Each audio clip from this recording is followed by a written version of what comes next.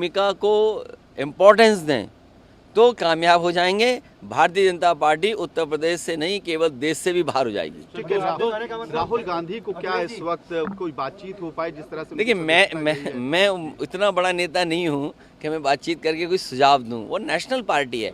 केवल हमें ये जो लगता है, जो मुझे लगता है वो मैं कह सकता हूँ कि अब जिम्मेदारी कांग्रेस की बनती है कि रीजनल पार्टीज़ को आगे करें और उनके साथ खड़े हों, जिससे भारतीय जनता पार्टी का मुकाबला किया जा सके।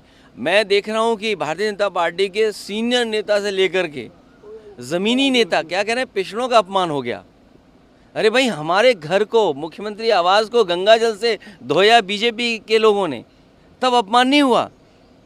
अरे भाई, पिछड़ों के घर को आप गंगा जल से धोगे। और अभी मेरा एक साथी कार्यकर्ता मिला है, इसने कहीं गंगा जल छिड़क दिया तो उस पर मुकदमा लग गया। लाओ, क्या मुकदमा लगा, दिखाओ जरा।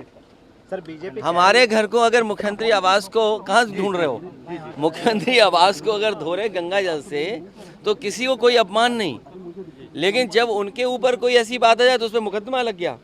अब बताइए, ये कार्यकर्ता हमसे मिला सुबह आके, इसने कहीं गंगा जल छिड़क दिया तो गंगा जल का यही तो है कि इससे शो हो जाता है, पाप खत्म हो जाते हैं, गंगा में डुबकी लगा लो तो सब ठीक हो जाएगा।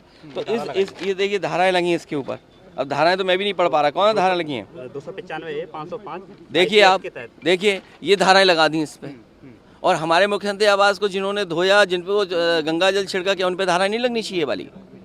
तो ये बीजेपी का कहना कि उन्होंने किसी का अपमान कर दिया है। अरे इनके भाषण सुनोगे अगर आप, उत्तर प्रदेश में जो भाषण दिए हैं इन्होंने तो कितना अपमान किया है।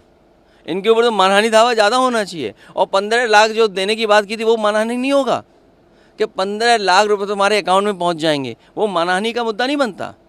आपने तो जनता के साथ और लोकतंत्र में ये वादा कर करके आप पीछे हट गए।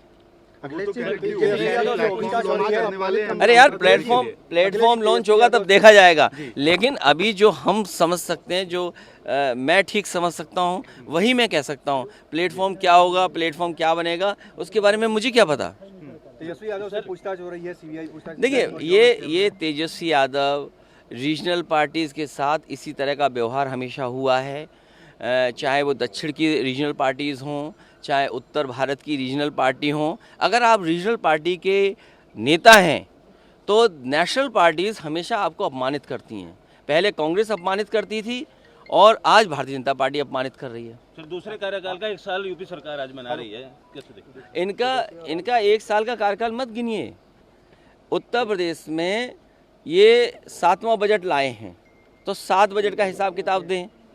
दिल्ली की सरकार के 10 बजट हो गए तो 10 और 7 मिला के 17 बजट हो गए। और पीछे मुड़ के देखना चाहिए कि माँ गंगा कितनी साफ़ हो गई हैं, यमुना नदी कितनी साफ़ हो गई है, कितने नौजवानों को नौकरी मिल गई है, क्या सिलेंडर सस्ता मिलने लगा है, क्या डीजल पेट्रोल सस्ता मिल रहा है, क्या बिजली का बिल सस्ता हो गया, क्या इलाज अब फ्री मिल गया है, क्या इलाज देश में ऐसा हो गया कि कोई दिल्ली में इलाज कराने नहीं आ रहा है। तो ये जो बुनियादी सुविधाएं हैं, ये बुनियादी सुविधाओं का जो वादे किए थे वो क्यों नहीं पूरे हुए हैं? भाई, हमें जो सुझाव देना था मैंने दे दिया कि ये मौका मिला है कि रीजनल पार्टीज़ को आगे कर करके लड़ाई लड़ी जाए। ठीक है, थैंक यू। चलो, धन्यवाद। कहाँ के हो तुम?